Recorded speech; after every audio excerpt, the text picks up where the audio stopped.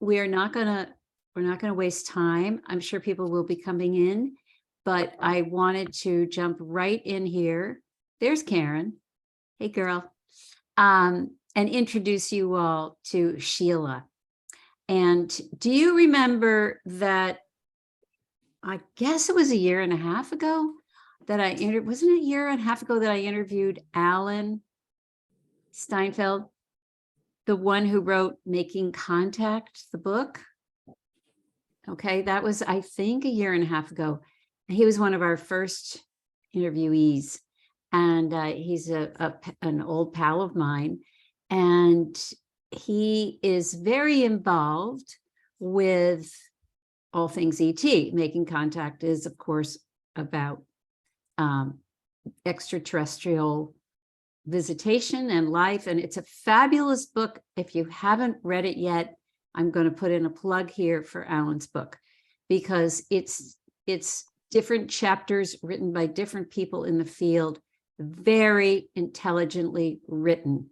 It's philosophical, actually. Hey, Sharon. So I highly recommend that book. But it is through Alan that I met Sheila, and Sheila has the most really amazing story for you that you'll be hearing tonight. And I already wrote to you all to say that why Sheila is the best person for our January theme and our 2023 theme of inspiration is because her story to me is inspiring. So I don't want to take any more time. Hey, Terry. I don't want to take any more time. I want to jump right in and welcome Sheila. She is sitting at 10,000 feet above sea level, kind of where we were when we were at Machu Picchu, Lisa. And so she's in Colorado and a lover of the high mountains, the high terrain. So Sheila, welcome, my dear. Oh, thank you. And meet this merry band of intrepid ladies so far. I don't know where our men are, but at least we've got us. So listen, let's just start with the you before. And I guess what we should do is say we're going to be talking about what a walk-in is.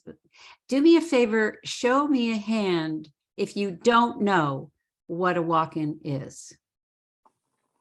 Okay, good. I'll just briefly explain, and there are books about this. There are times, and then I'll let Sheila tell her story. There are times when it's really efficient to have a soul exchange. There are souls that are wanting to come in and finish up some work, but they don't want to start as a baby. They want to jump in to a life that's already happening. And oftentimes there are souls who are in their lives who, because of an accident, because of illness, because of depression, any number of things, that soul is done and wants to go. But instead of having their physical body die, they exchange. One soul leaves and the other soul inhabits the same body. And typically what happens is then nobody understands the new person because they look the same, but they have different tastes, they have different interests, they have different, you name it, it's different. And so the people in their lives, well, causes a certain ripple effect, which Sheila will talk more about how that happened for her. This is a really, this has happened quite a bit. There are whole groups of people who are walk-ins, and sometimes the soul that's coming in is coming from another planet. They're coming from a different dimension. It's not just an earth soul that's recycling and wanting to finish something. It's something coming in that really wants to get something done. So I think that's a good summation. And now we're going to kick it off with Sheila. Tell us your story, my dear. Okay, well, I'm going to start by saying, number one, if this had not happened to me, I would not have believed it's possible, because previously to this occurrence, I was just a normal person, raising 3 kids. I had a husband, I had a high-profile job, and life was good. We were building a house, but I was a very sick person. And throughout my life, even as a child, I had pneumonia on numerous occasions, and several times I was hospitalized for that. By the time I got into my 20s, I started having odd symptoms. And these symptoms then caused me to, start seeking medical treatment.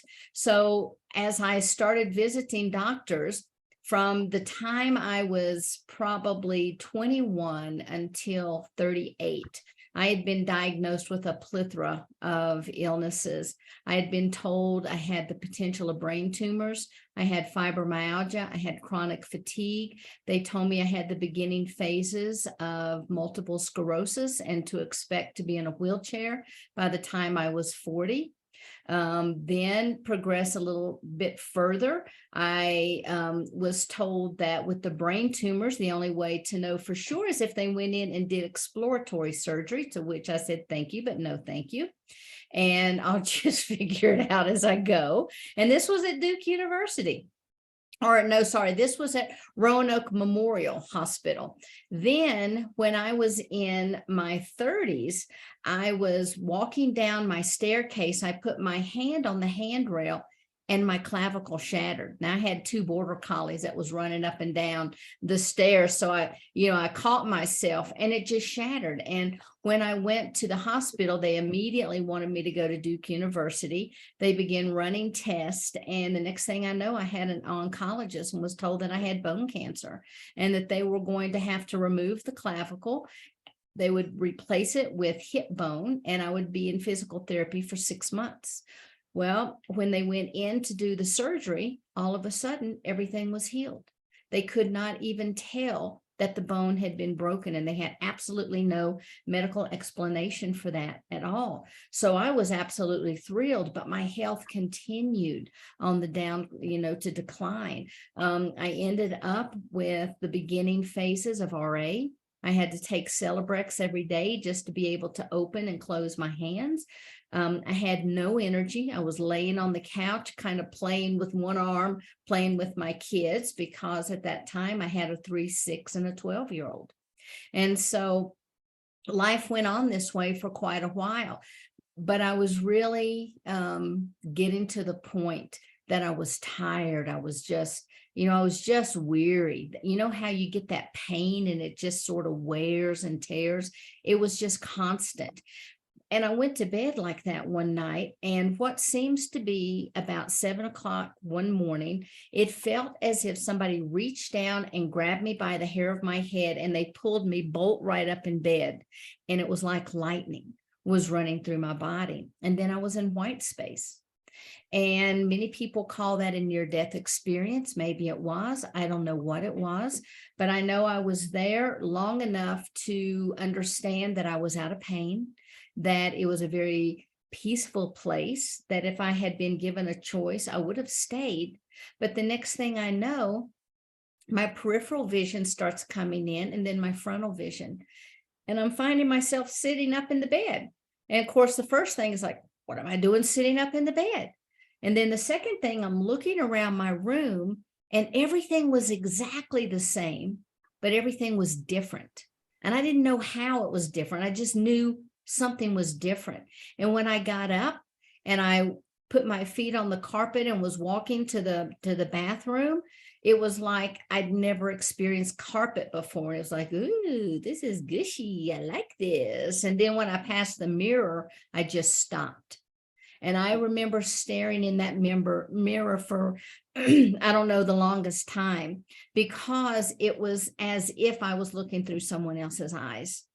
And I knew it was me, but I'm looking at myself in the mirror and I'm like, what's going on? I was looking at my teeth, I was looking at my hair, and I was just examining myself because I knew something had happened, but I didn't know what.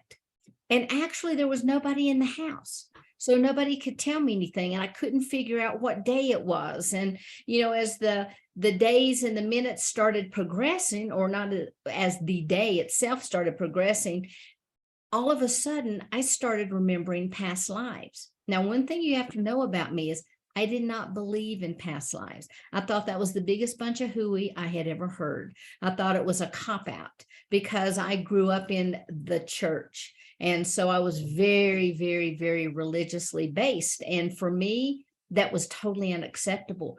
But yet, all of a sudden, I'm remembering these things. The next thing that happened is I started remembering healing modalities. Now, I'd never studied anything. I'd never even read a metaphysical book in my life. So I had no foundational basis for this. But as I kept remembering all of these things, it's like, what is going on with me?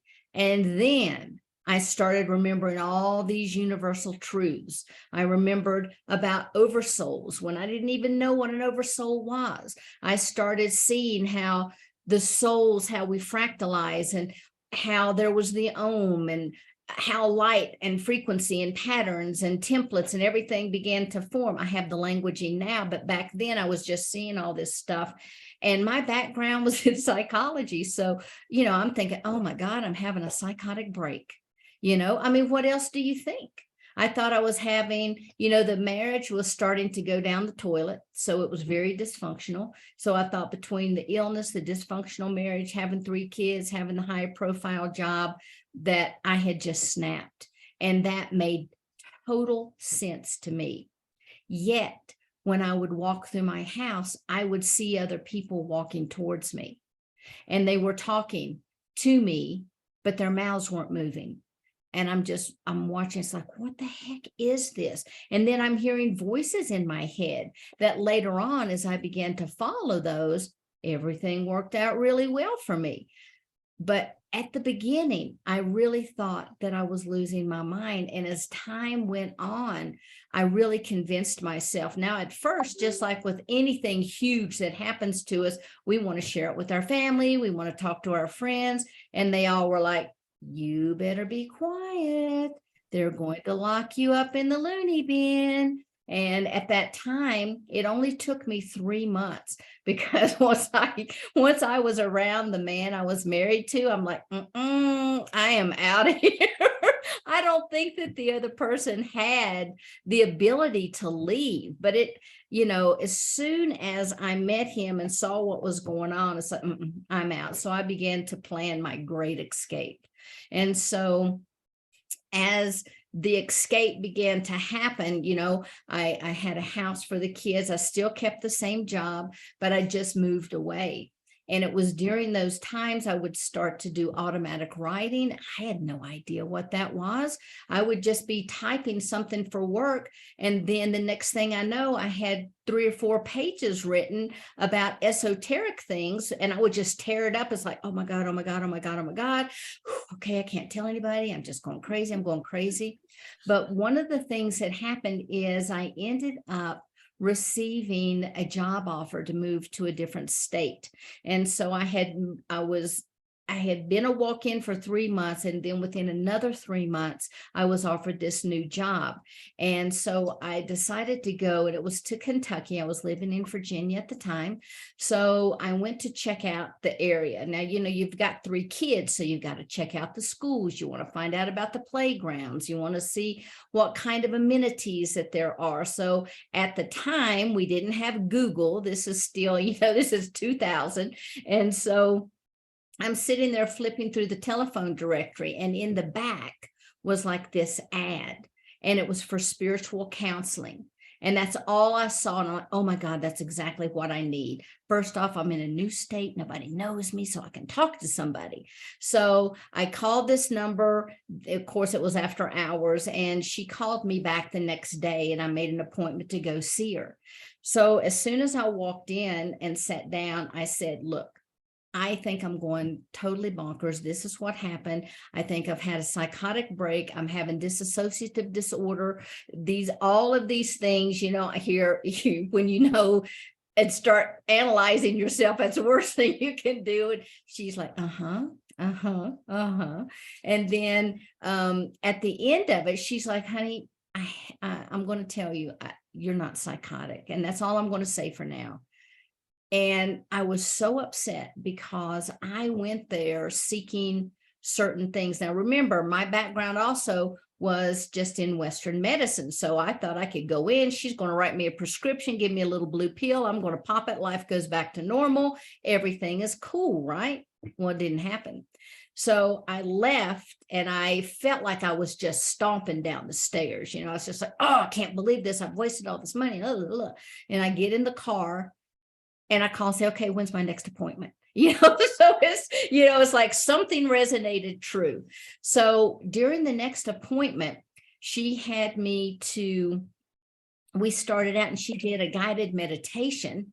And then she says, well, we're going to do a little journey. And we did some journey. Come to find out, I was going into the lower world and I was checking things out. And she said, okay. And she goes, honey, I really think that you're a walk-in. Well, that made me even angrier because that was so far. It's like, I'm coming to this lady for help and she's telling me this crazy stuff. I can't believe this.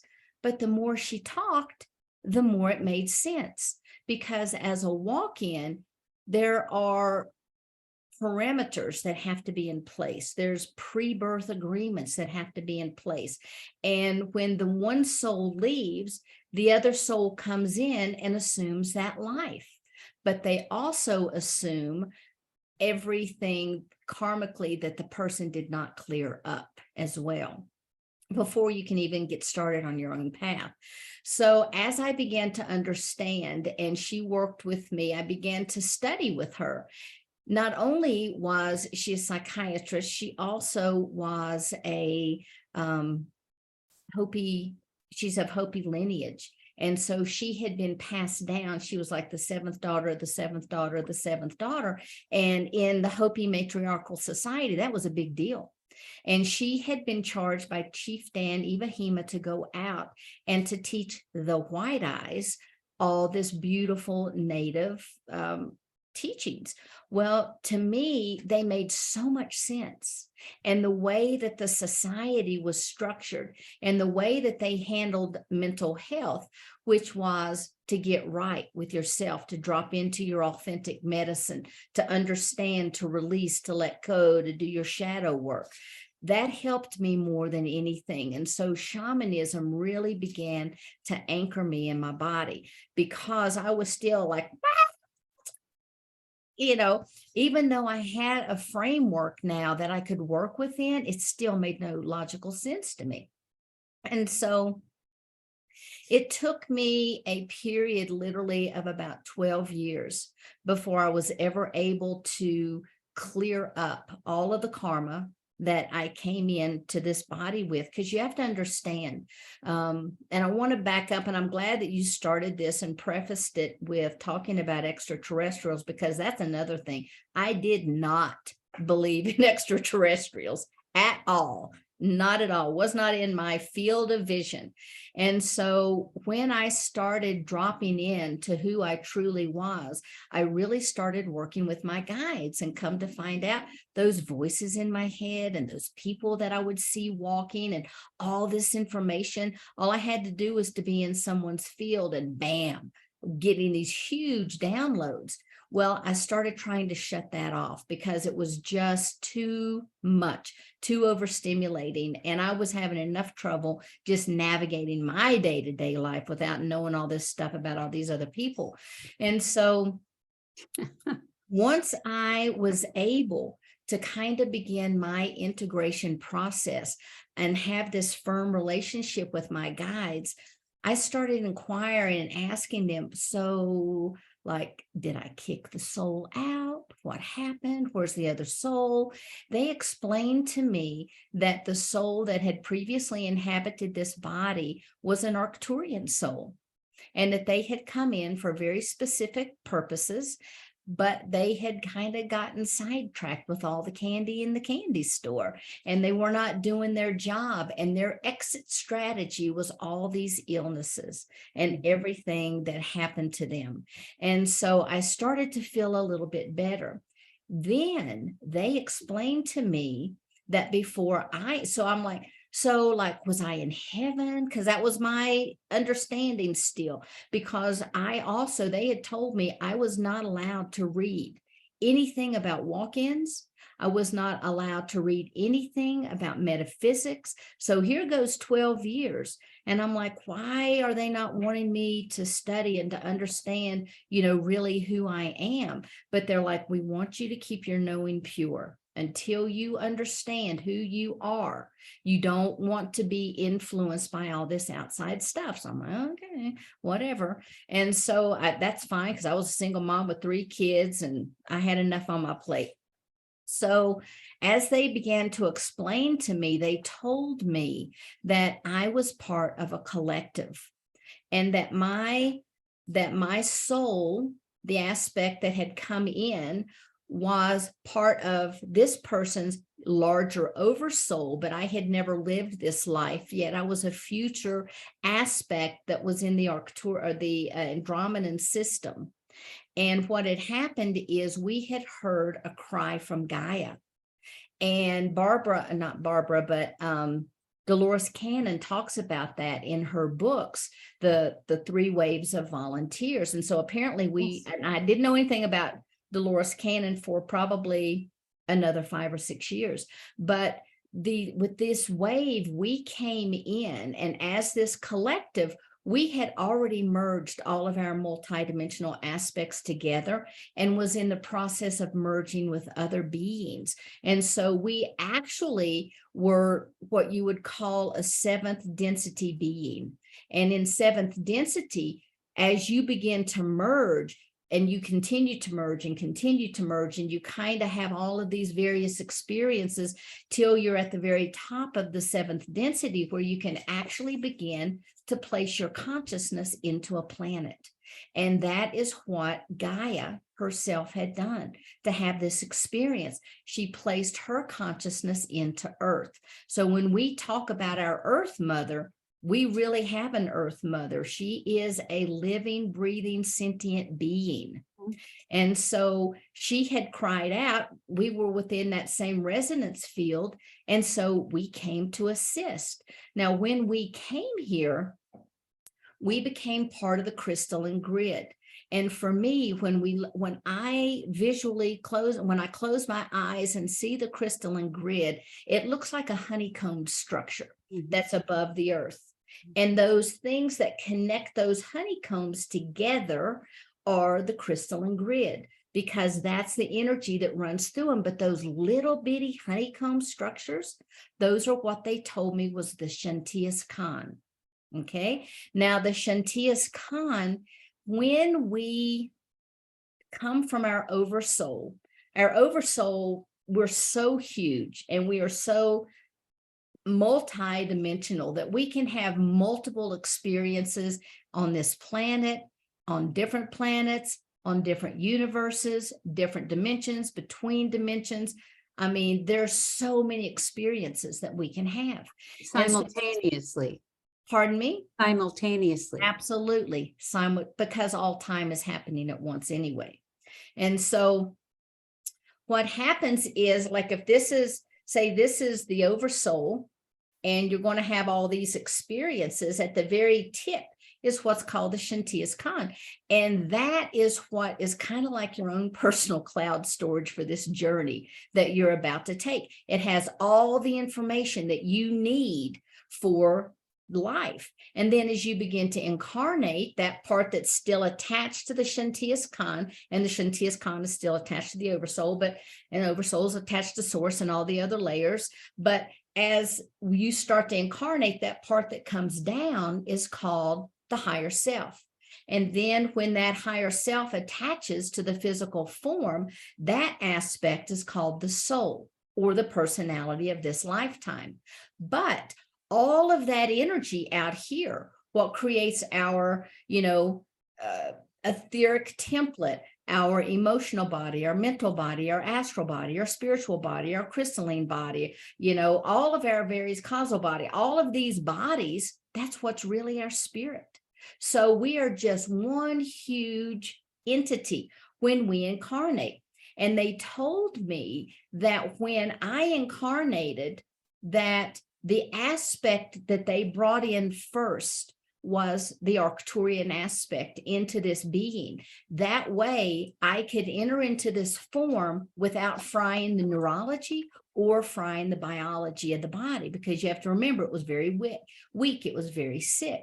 Now, every single person here has a soul, and your soul has had many, many journeys. And all of that information begins to imprint onto your physical structure.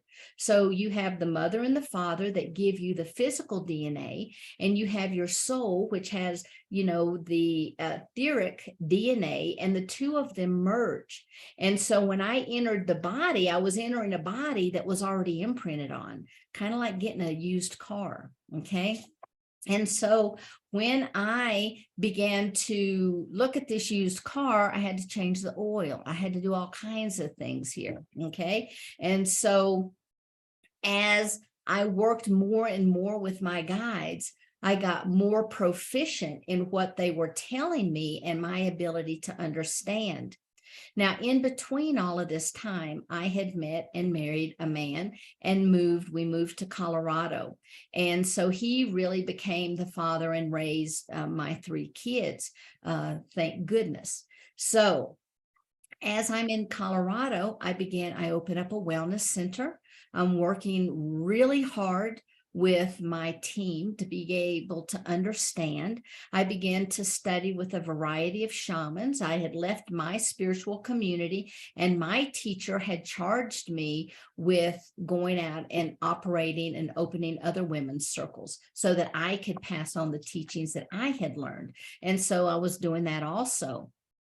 And it took me probably, I don't know, a couple years just to kind of get my feet under me once I moved to Colorado. So this was probably 04. So during 04, 05, and 06. So I'm still working on all this karmic stuff. Well, the next thing I know, they're like, okay, you need to go here and study with this shaman. You need to go here and you need to study this and you need to study that. And so I began to broaden my experience. And I'm like, great. And so now I can read about what is a walk-in. Nope. Like, man, what's going on here?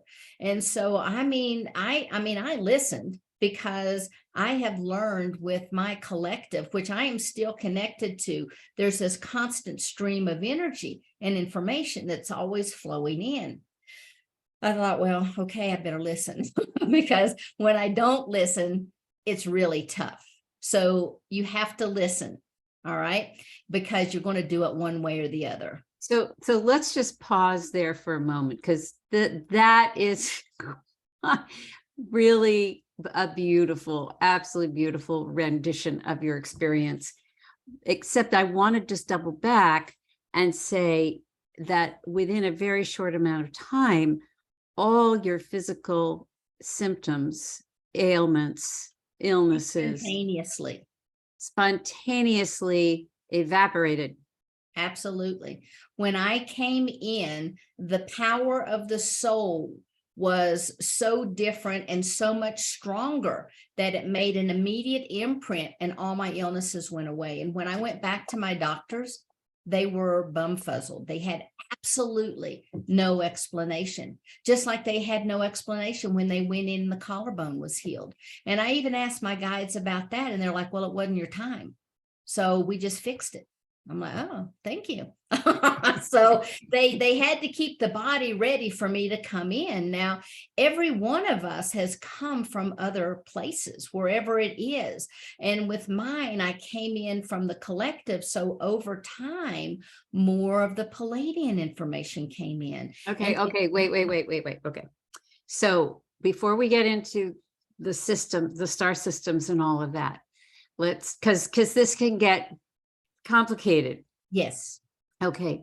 So the collective, just to reiterate, the collective is, you mentioned Andromeda, you mentioned Arcturian. Yes. So are you saying, Sirian? Yes.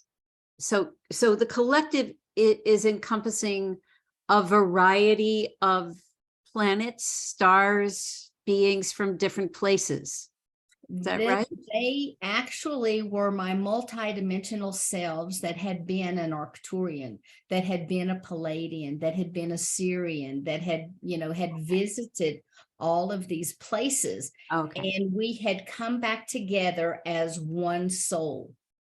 So that aspect of me, it was like I had about 6 or 8 different Shantias Khans that came together to make one.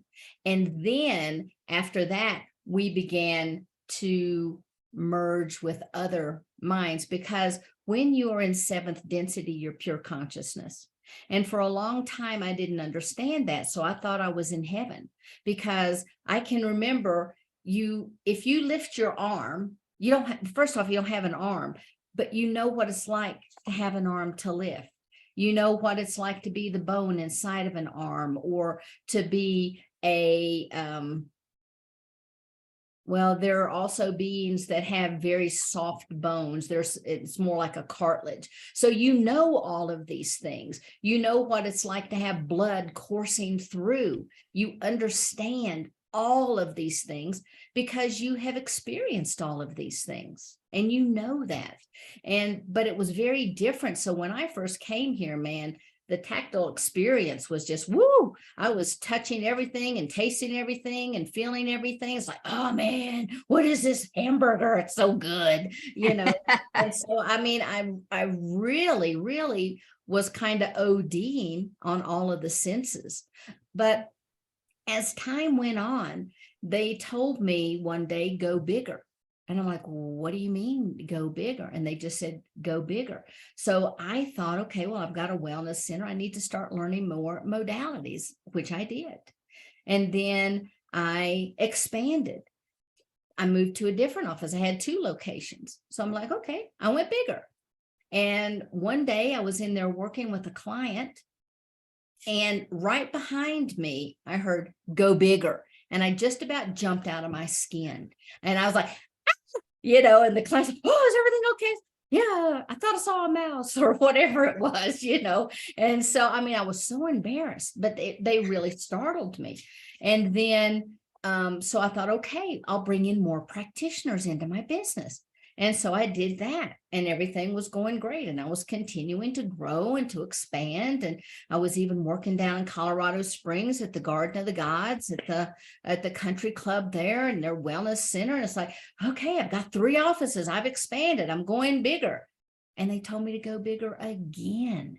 So then I thought, okay, well, I need to start bringing in other people to share their stories. So I started inviting all these speakers to come in, and that was going great for a while. And then they said, go bigger.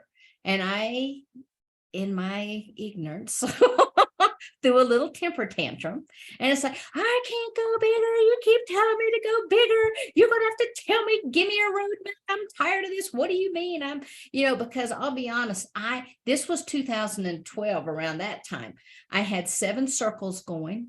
I was working full time. I was doing workshops on the weekend. I had no days off. I had kids at home.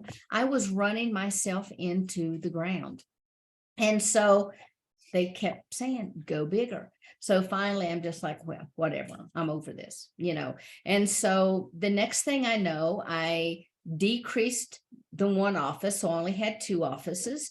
And then I went down to, I still had the 2 offices. And then I moved to a new office location because they said, go bigger. So I went from like 650 square feet. I now have an office that's 2,200 square feet. Wow. So I got the office. I had it going. I was working like crazy. I'm back to back, still back to back with clients every day, doing exactly what they told me to do. And in April of 2019, my husband and I went to Palm Springs. We went to Integratron. We went to celebrate our anniversary, and then we decided to go take a hike at the Oasis. Now, the Oasis has, a So variety.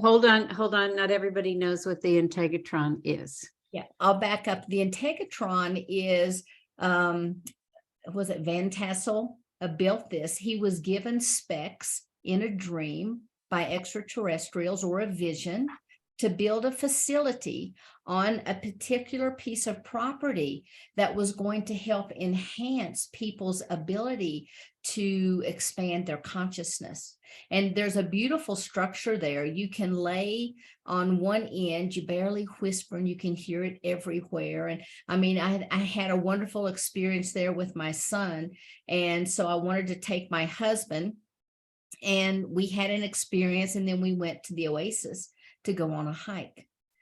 While we were at the Oasis, yes, that's Integratron. It's a beautiful facility. Oops, sorry about that. Yeah. Okay, you saw it. Go ahead.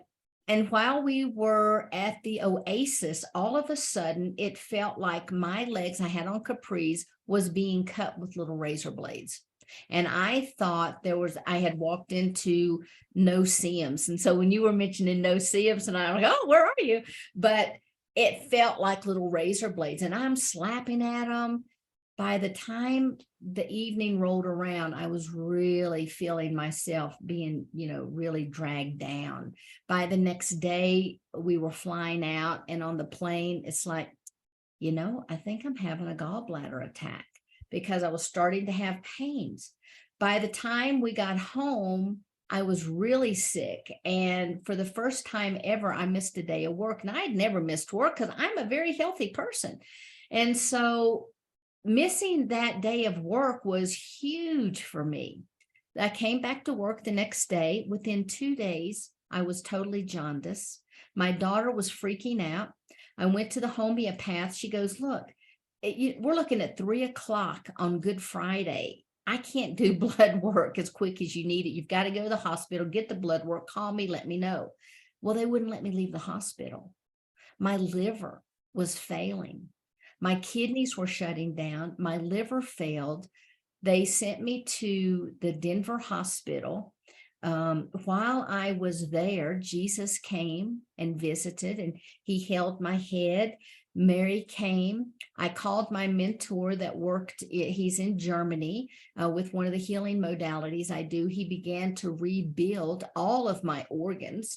I would not let them give me any injections. In Denver, they gave me absolutely no fluids, no anything. So I went in probably 2:00 on a Saturday morning. And by Saturday night, they're talking to me saying I need a liver transplant. And I'm like, what? I feel fine. What do you mean I need a liver transplant?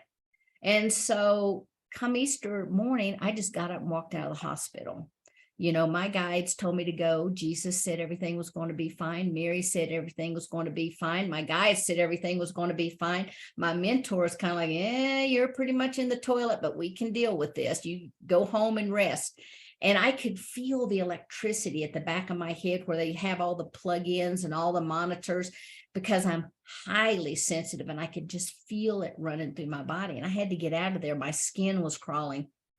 So I went home. I was recuperating. They called me like 3 times. You got to come back to the hospital. We've got to give you a liver transplant. I'm like, it ain't happening. You're going to be dead in a week. And I'm like, well, we'll see. Okay, so now we're 3.5 years later. But at that time, while I'm recuperating, I had a friend, Barbara Lamb, who is a hypnotherapist, a very wonderful lady. She's worked with a lot of clients who have had extraterrestrial experiences, etc.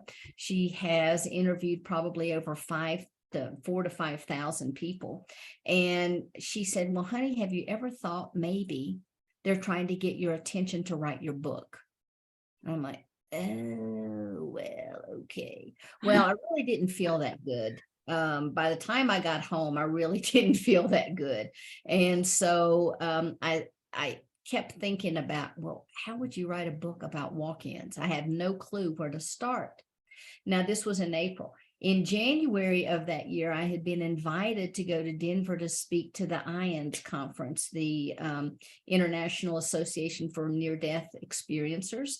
And I kept thinking, why do they want me to talk? I'm not a near-deather. I'm a walk-in.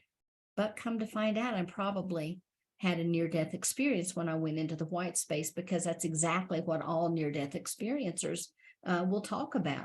So I was giving my presentation and she wanted me to put together a PowerPoint. Well, I mean, it's like, okay, how do you put this crazy experience down? So my husband's sitting there with me, goes, let's start at the beginning. So I did have a little bit of a format, a kind of a layout of my experiences, and I used that to build my book. And as I said, because my guides had kept telling me go bigger, in June of the same year, I had an event called Spirit Fest taking place on my land. And I had some international speakers coming, and, you know, it was supposed to be this big deal. When I got up on stage to introduce the speakers, all of a sudden I had this new vitality that just started running through my body. Now, I had written a first draft of a couple chapters in the book, and Andrea Purin, who is the author of, what is it? I always get it backwards. House of Darkness, House of Light. I always want to say House of Light, House of Darkness, but it's House of Darkness, House of Light. And she read it. She's like, oh my God, you've got to write this down. You've got to write this book. So I did, and ended up writing what's called Walk-ins, Cosmology of the Soul. And in this book, I talk about my experience, and I talk about the experience of 15 other walk-ins. And what was interesting, when I started interviewing people, I assumed they were all going to have the same experience that I did, but nobody had. Now, I found out that I and a couple of people are what's called a soul exchange walk-in, where one soul leaves and another one comes in. Then I discovered there's what's called a soul infusion, where more of the information comes in from the higher self, more of that soul comes in from the higher self, and even through the Shantias Khan up into the major oversoul, and that you pull that in. And then I found there was what's called braided souls, where you have two souls in the body. Then there's what's called an overlay, where you have your original soul, an overlay comes in, acts like a battery charger, and it can either leave or it merges with the soul to become one. Then there's what's called the multidimensional soul. And after writing the book, I realized I am a multidimensional soul exchange, because now all of those facets of me are activated. And I have some memories or information that I get from that, but primarily I'm operating as an Andromedan soul. I entered in as an Arcturian, but now as an Andromedan. And so I found it extremely fascinating. So then all of the walk-ins in the book, we had finally found our club, you know, we finally found each other. And so we were so excited, and we didn't want to give that up, because we'd had interviews and we all talked about the book and blah, blah, blah. So we decided to put on a conference, and Alan had heard me speak, and he just loved my story. And he said, oh, you've got to talk to Neil Gar with Portal to Ascension. So I talked to Neil, and we had the first walk-in conference in January of 2020. And from there, after the walk-in conference, all the people were making comments saying, oh my gosh, I finally found my community, and I'm a walk-in, and da-da-da-da-da. And then I started being inundated with emails after emails after emails. And I decided I can't handle this by myself. So I started at the time what was called the Wish Alliance, walk-ins, indigos, starseeds, and hybrids. We now are called the Galactic Alliance, because angelics would say, well, what about us? And people that are dimensional beings, well, what about us? So it's like, okay, we'll just cover the whole galaxy. How about that? So now we're called the Galactic Alliance, and we meet every Monday and every Thursday, and we have open meetings for anyone. We have speakers that come in. It's free for anyone that wants to go. And all of this time, after I wrote the book, my guides told me again to go bigger. And that's when the Wish Alliance came into be. So I thought, okay, I'm pretty safe. I got all this stuff going. I got the book written. You guys should be happy. I'm going back to work. Let's just get on with life. And then they told me to go bigger again. And they started talking to me about how to bring people together on a global scale where we could provide all of this information and people could just select. So what came out of that is called the Conscious Awakening Network. And now you can find us. We have a website. You can download our app on your phones. You can, we're on Roku, Amazon, Apple TV. You can listen to us on podcasts. We're on, we're only 3 months old. I told my guides, I said, look, I got this up. I think I'm ready for a vacation. I think I'm I think I'm going to take off for a couple years. And that's what they said. No, I said, I think I'm going to take off a couple of years. And they said to me, what, you think you're here on vacation? It doesn't work that way. That was not our agreement. So I don't know what else is coming down the pike, but I know they continue to feed me information. They have shown me like the progression of the oversoul. They've shown me, how the universe, how we all began with source consciousness, a God creator consciousness, if you will, and how we come down. And for me, that was one of the most beautiful gifts because it allows me to know beyond a shadow of a doubt, there is no death. We just simply change forms. We take our consciousness with us. We take it back up into the Shintias Khan. The Shintias Khan goes back up into the oversoul. Then we can add to our resume, I was a humanoid on planet Earth. I was an earthling. And so all of you are going to do the same thing. It's, I'm a soul that walked into a body, and you're a soul that inhabited a body from birth. And the only difference between the two of us is I got here a little later than you guys. And I came in with, I didn't have to go through all of those things. But, for me, it's been a beautiful experience. I feel like I've been blessed every step of the way. When I came in, one of the scariest things is I didn't have all the memories. I didn't have all the memories of my childhood, my children's childhood, and I've been asking to recover more of those. And they did allow me to recover some that I kind of wish that they hadn't. So now there's this little trauma drama thing that is like the human part's like, and then the spiritual part's like, it's just a human experience. It doesn't really matter. Just rise above it. Look at it from our perspective.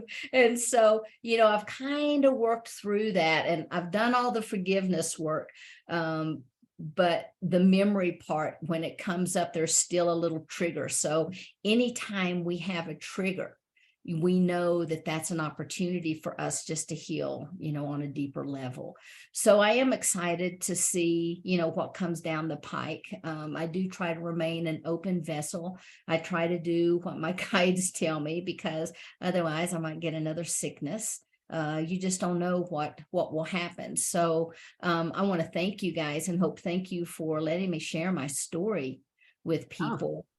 Because for me, I looked at where this person was. I can't imagine if these children had to have been raised by the man that she was married to. I can't imagine. And my children now, my oldest daughter has 3 kids of her own. My birth daughter, because we adopted our oldest child, then my birth daughter, she is an animal communicator and very clairvoyant. My son is also a walk-in who happened to come in at age 7 through he had a ruptured appendix and ended up with peritonitis. And they had to basically power wash his insides 4 or 5 times. And they really thought he was going to die. And we gave Reiki to him the entire time and worked and called in the angels and everybody to help him in his healing. He never even got an infection. It was amazing. But we heard his soul cry out to be released, because this little tiny 7-year-old child, all of a sudden, this booming voice of a man came out speaking in an Aramaic language. I don't think it was a light language. It was like an Aramaic dialect. And my husband and I are just like, we're just sitting there looking at each other like, what just happened?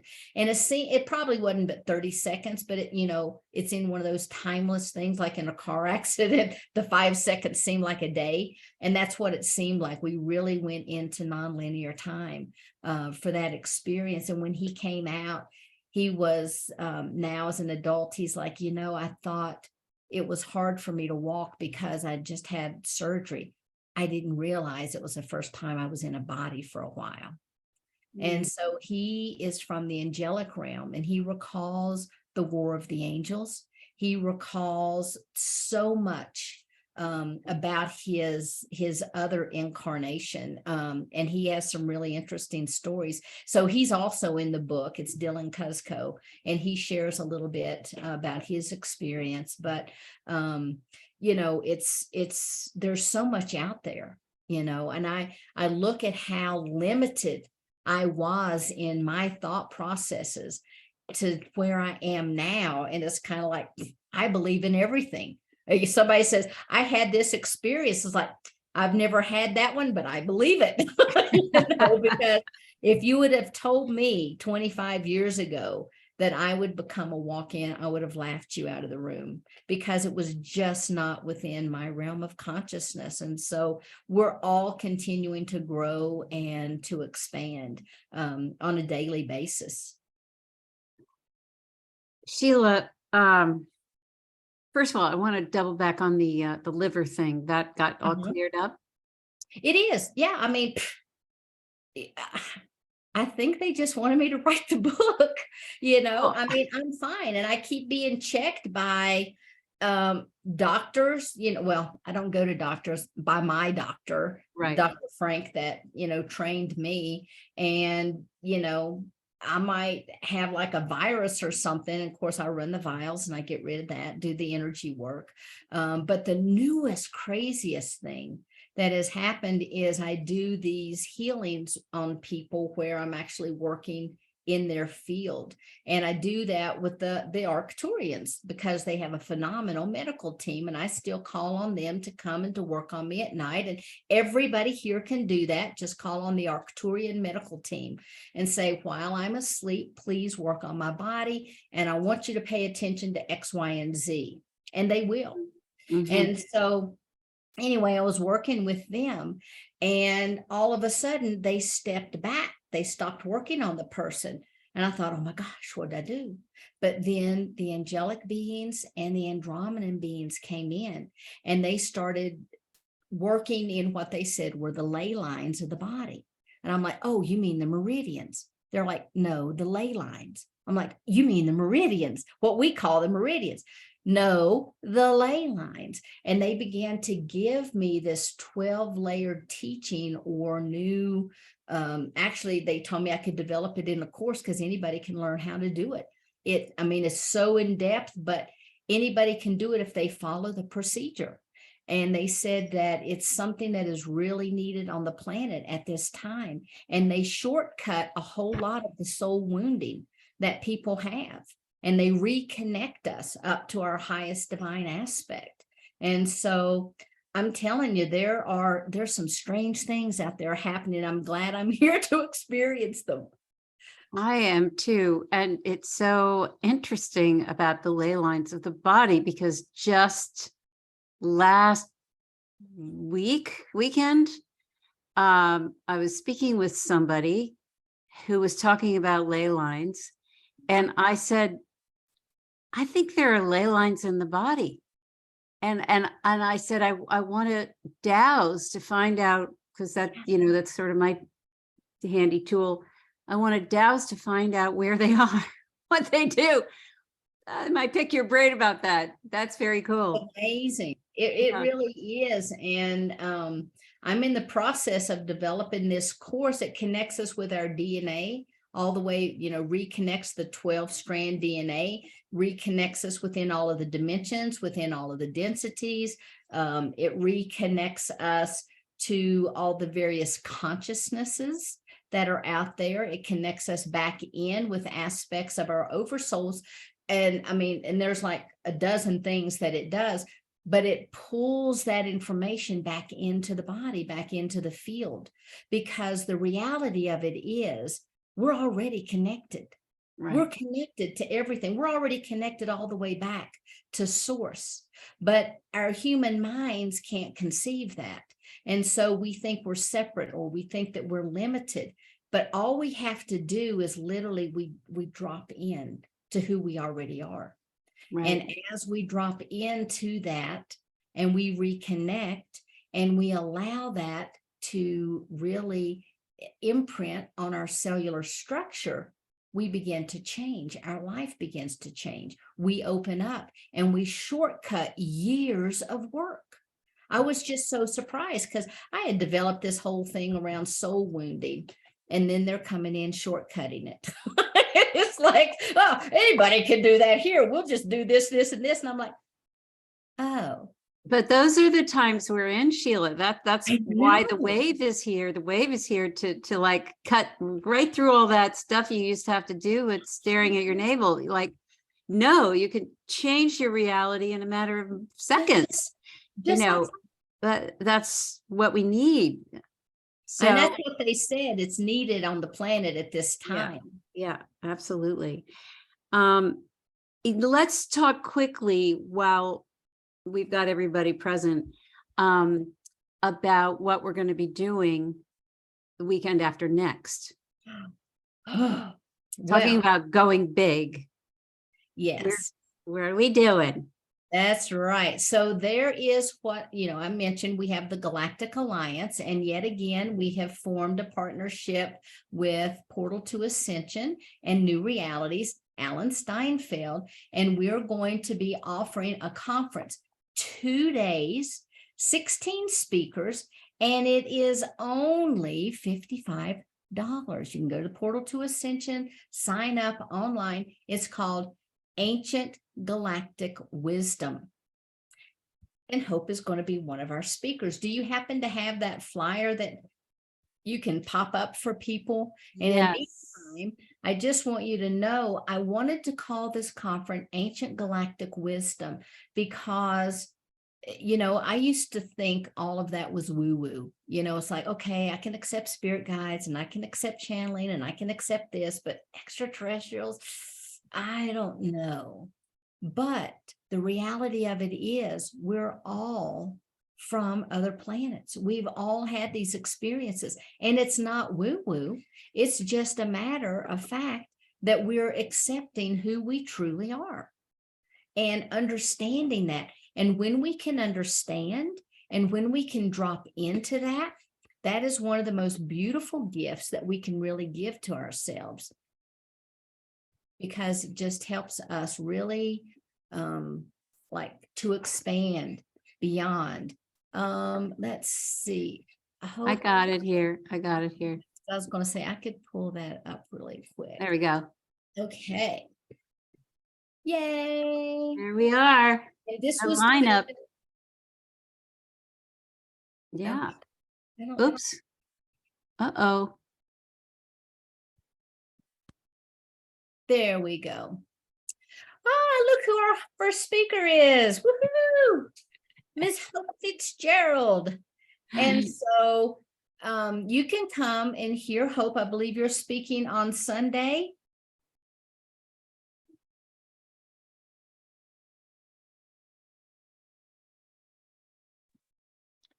Oh, maybe Hope froze.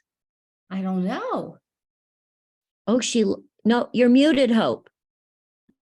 My Zoom just quit for some reason. That's wild. I know. So maybe I'll stop sharing. Okay. Well, as you But can you got see, the idea. yes, we have numerous people. We'll be starting at 10 a.m. on Pacific time. So if you're on, that'll be 3 hours later for you So guys. I'm going to send you all, I'm going to send out a mailer on this with the links and all that stuff. So you don't have to worry about writing it down, but it'll be 2 full days. So much information. And this normally is our walk-in conference. So obviously I did invite some people to come. Now, one of the ladies that's going to speak is an Arcturian, and she is in a hybridized body. It's a specialized body. I've met her in person. I love her dearly.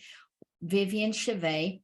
When you hug Vivian, it's like hugging a balloon that has sand in it or gel in it, because the physical suit, her space suit for this body, allows her to be here on the planet.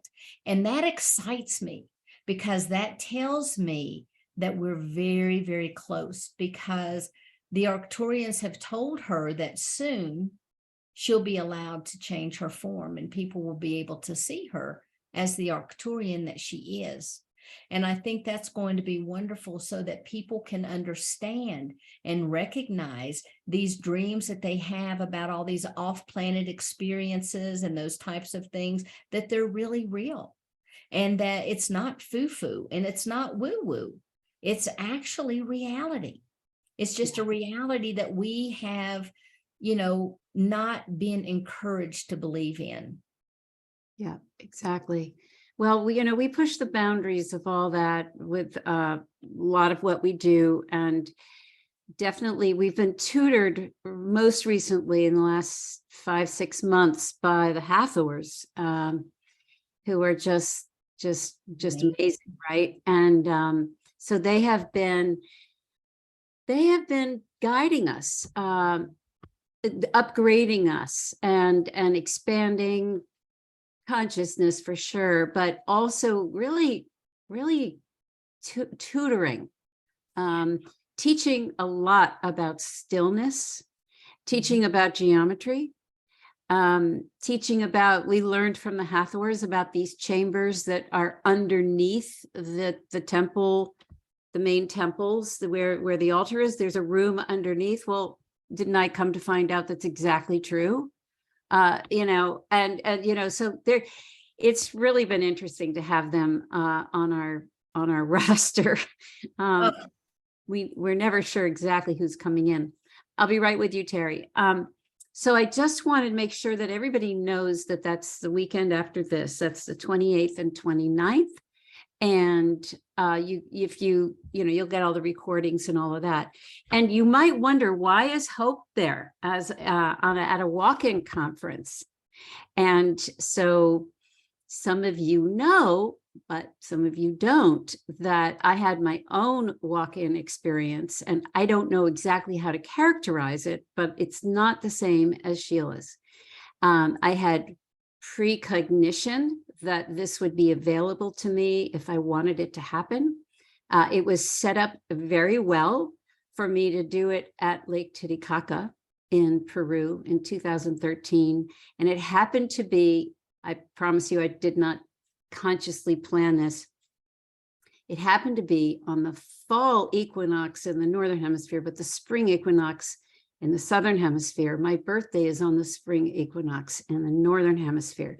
So there was this, I didn't think about it till later, but there was, whether it was an overlay, an exchange, a braided, I don't know what the heck it was, but it was definitely something, very much guided by Mary Magdalene, as she calmed us, my husband and I both, down, because I had to tell him what was up.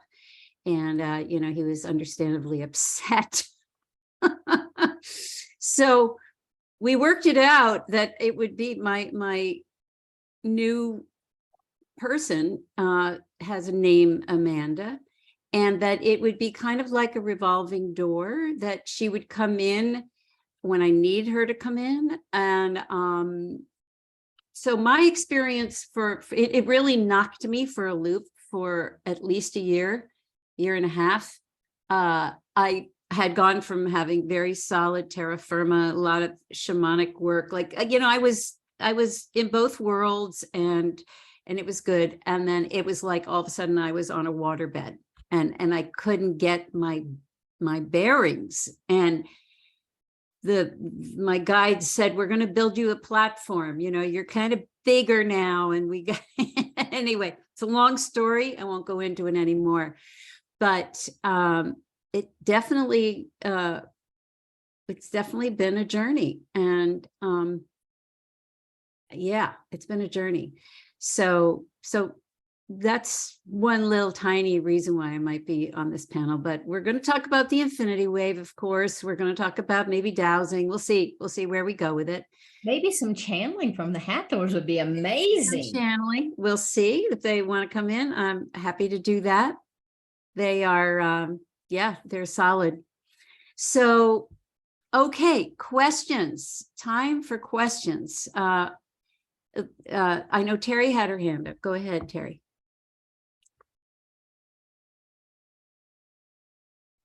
So thank you so much for sharing so much of your life with us, Sheila. And it's so interesting. So I have a question for those of us on a spiritual path, where we're doing kind of normal things that people on a spiritual path do.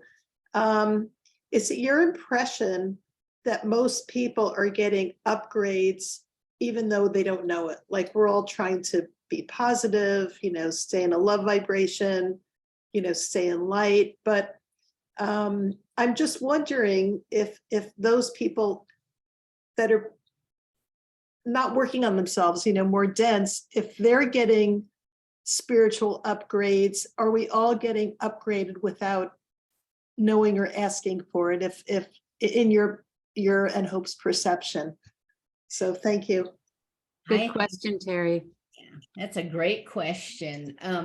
One of the things that my guides have talked to me about is we're constantly being bombarded with new light codes, whether it's in the form of the solar waves that's coming, the photonic waves, whatever it is that's happening. They are washing over and through everyone. Mm-hmm. Now, the people that are at a certain vibrational frequency are able to hold those new light codes. The people that are not, they just kind of wash right through. But I think everybody is receiving a little something. One of the things they also showed me is that people like yourself and people that are here, that are on a spiritual path, doing your work, that you constantly are being upgraded by what they call an infusion, just like with a walk-in, how they bring in from their multidimensionality of their oversouls. Everyone is being upgraded that can hold the codes as a soul infusion because of the work they're doing.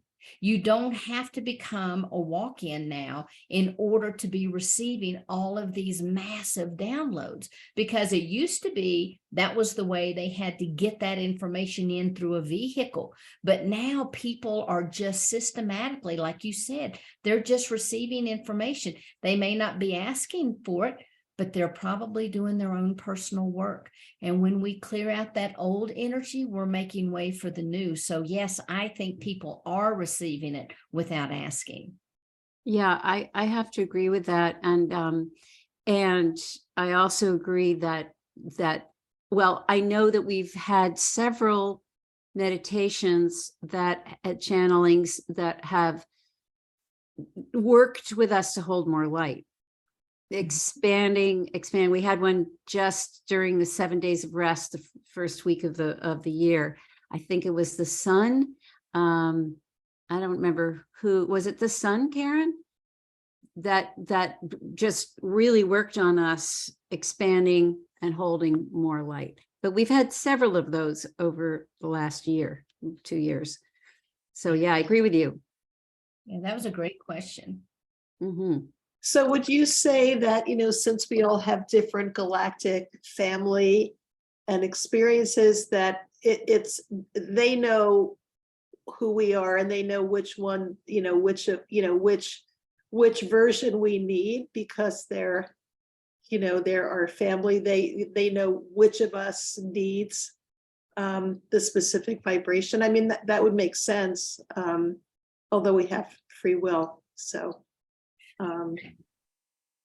One of the things that I'm working with when I work with people in the crystalline grid, and now that they have given me this new soul healing technique, they have showed me that we are already all of those things. But what happens is when we incarnate and we have that veil of forgetfulness that comes over us, we're in this constant process of rediscovering who we are. As we rediscover who we are, we connect in more with those aspects that we already are. So a lot of ways, the ascension is an ascension that has to be anchored in so we can expand out. Mm. And as we do that, we emit a certain frequency, which is within a certain light band. And yes, they can see us and they can recognize us by the energy and the light that we are pushing out. And no doubt they're standing there all the time going, yay, yay, go Terry, woohoo, you're doing it. And encouraging us and giving us all of those little thoughts that we think that's like, wow, that was a brilliant thought I had. And it's like, no, it was actually them, speaking to us. That's, I totally agree with you. And, from the very beginning, we have been told that to be the beacons, And so that specific, the degree to which we open to that we claim that, right? That we claim that that's our job here. And that it's only going to become increasingly important that we be those beacons. So yeah, it's specific and general, right? There's specific codes and light, and then there's the general wash that Right. everybody's getting. Yes. All right, Lisa. Yes, so I'm very interested in hearing about the ley lines of the body. And I wonder, so I've done some acutonics training, which is tuning forks. And in acutonics, the regular meridians are used, but really what's used more are called the extraordinary vessels, and I'm wondering if they are similar to these ley lines, because the extraordinary vessels are sort of the reservoirs and imprints of when you were first a fertilized egg, and then in your mom, and then the cell began to split. And those in acutonics, those are a way for us to go back to our original divine, unsullied blueprint, which is pretty exciting and cool. And I just wonder if that sounded at all like what the ley lines were that your guides were talking about. Yeah, basically, I think that we are talking the same language. When they first told me, I thought they were talking about the meridians. And so I kept asking them, you mean meridians? And they're like, no, ley lines, meridians, ley line. And what they showed, because there are so many dimensions, they said that for the purposes of this technique, that they were going to work within 12 dimensions. And running through each of those 12 dimensions, literally, they showed me is like a line that goes through, and it connects us in with a variety of different chakras, different consciousness levels, etc. But what I see is there's an angelic on one side and an Andromedan on the other, and they literally lift that up. It's almost like a filtration system. And inside of that, they show me, because I work in like pixels. And so they show me the pixelization of like different soul wounds, different lessons that we came in to learn. If we have agreed to try to break any ancestral, any healing that needs to occur, anything like that, they'll show it in those ley lines. And then it's like, basically they clear it all out.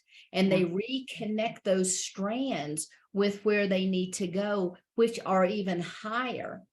Some of them go all the way back and connect in with that source energy. But they showed me that there's like 12 different layers, with that first one being, our etheric body. That's kind of like the blueprint of the body. Everybody can pretty much see that if you just basically unfocus your eyes and you look at someone, you're going to begin to see that little golden halo around them. Well, that's your etheric blueprint.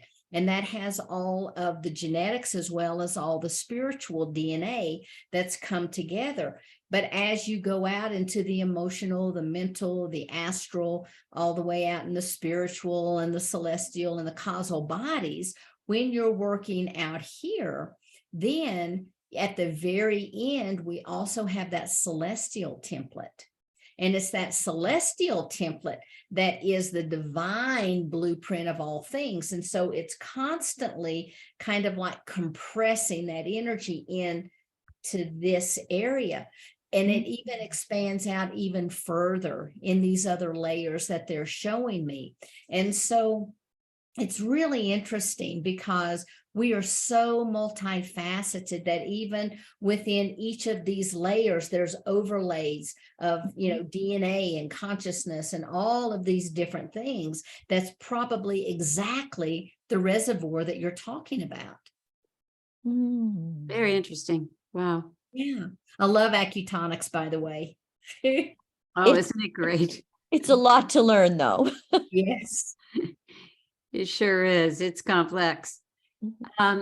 Anybody else have a question for Sheila? I do. Go for it. Yeah. Sheila, this is a really a very profound presentation and talk. It blows me away.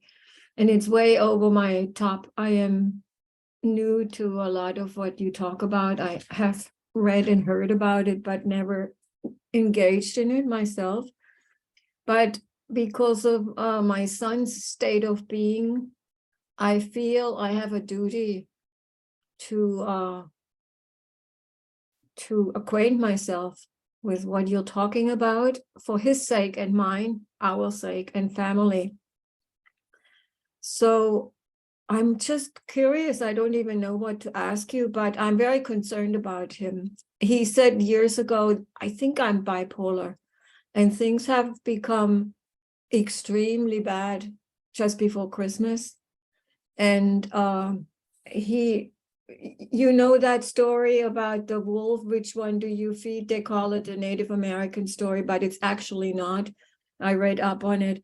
Either way, it's the original story goes like, I have two wolves inside of me.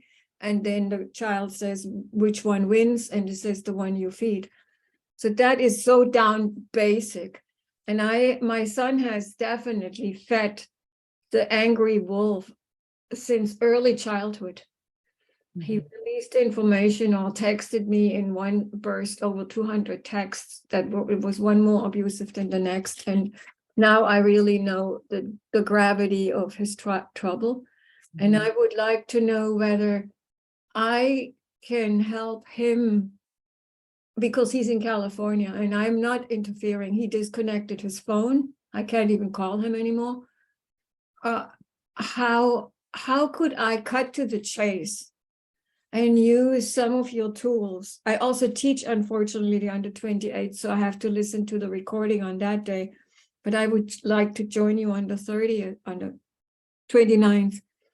What can I do in the near future to access tools or be a messenger to not double guess me anymore so much, and also not him? It may not be appropriate to ask that, but on the other hand, I feel whom else I was going to call Hope pretty soon, especially after tonight.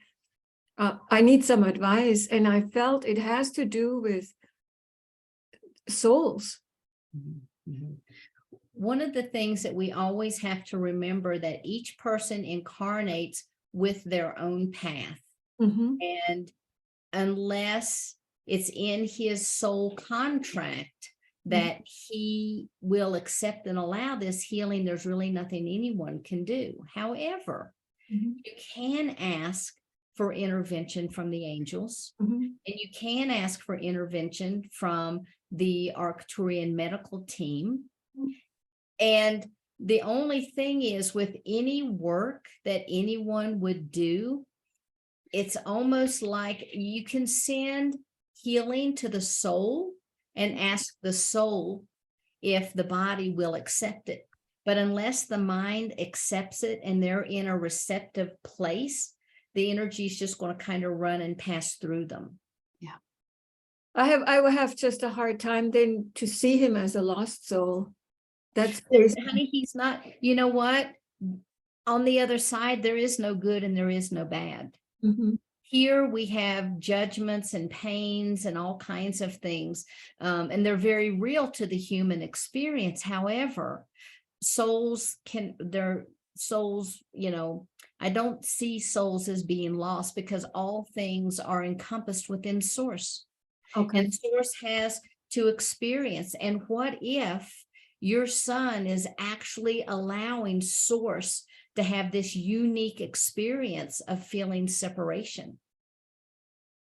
Because that is the main reason that we're all here, is for Source to experience itself, for the creator to experience being created.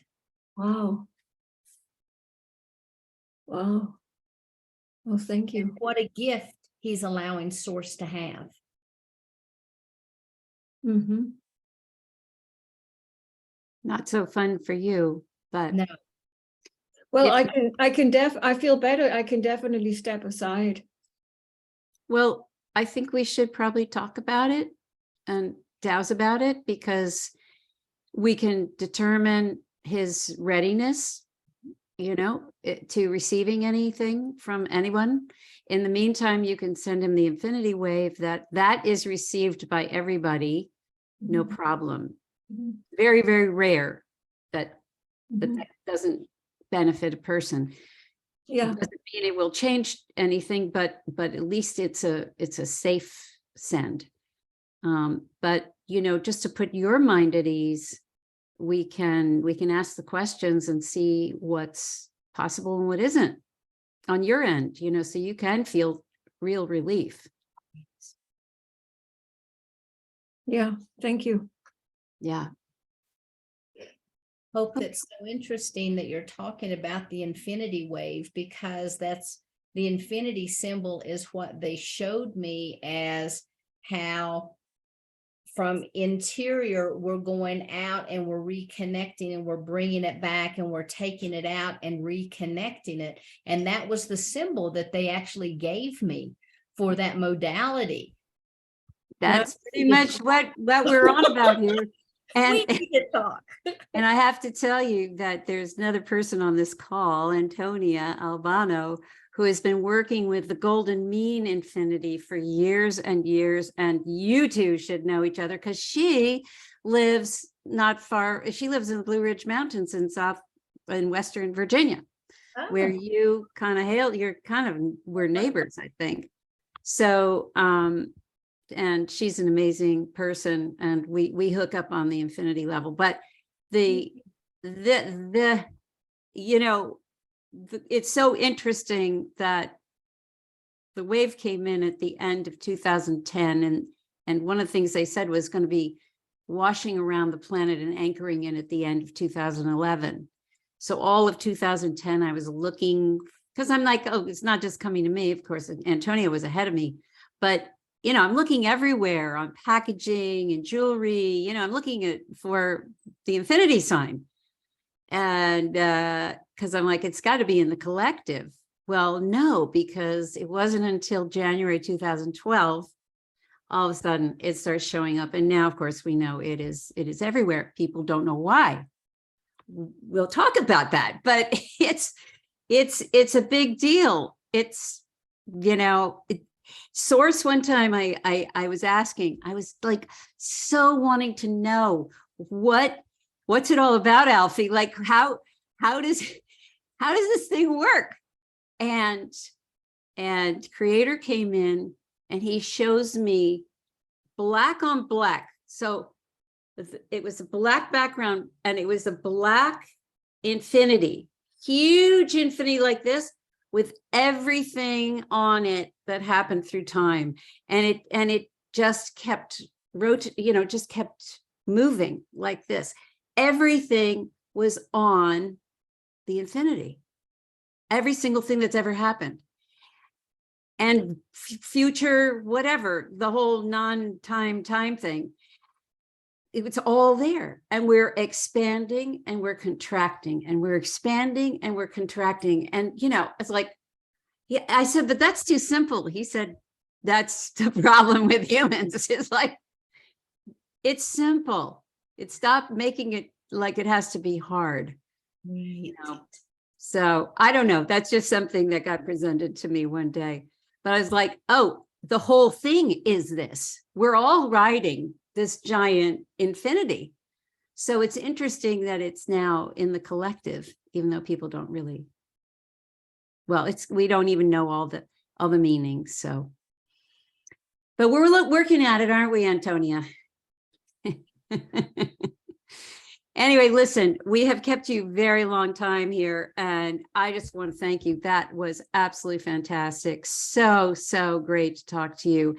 And how can people reach you, Sheila? Do you work long distance? What, can you put something in the chat? So yeah, I'll go ahead. It's very, very easy. You can just go to my website, sheilaseppi.com. Okay. And then if you want to drop me an email or something, you can do it from there and it will get to me. And you can see, I do offer a lot of different healing sessions, different modalities. I also have a wellness center. I don't think anybody here is in Colorado, are you? No, I don't think so. But I also do a lot of my work. I can do long distance as well. So you can check that out. Great. And I will use those links as well when I send my email out about the thing. Yeah, it says H Conscious Awakening Network. I don't know where the H came from, but ignore that. Okay. And then there's the Galactic Alliance.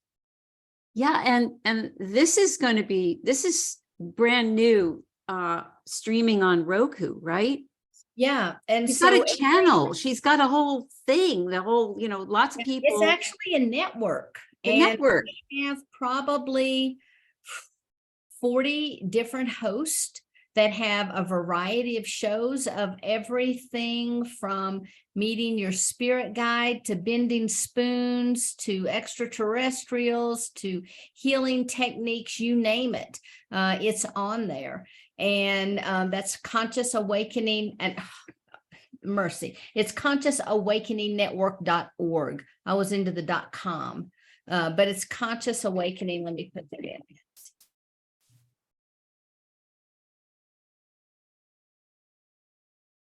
consciousawakeningnetwork.org. We're only about 300 videos strong at this point with about 500 hours of programming, and we're continuing to grow. We're getting ready to bring on more hosts. So it's very, very exciting. Please check it out. You can go to the website. You can download our app onto your phone. Or if you have Roku, Amazon, Apple TV, you can find us that way. You can go to YouTube, and we have some of our videos up there. We're just, as I said, we're just in our infancy.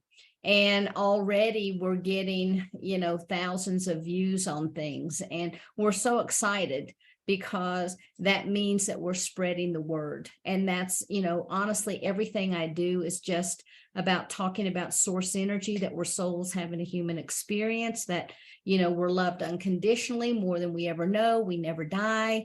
And those are the messages that I have to give to people.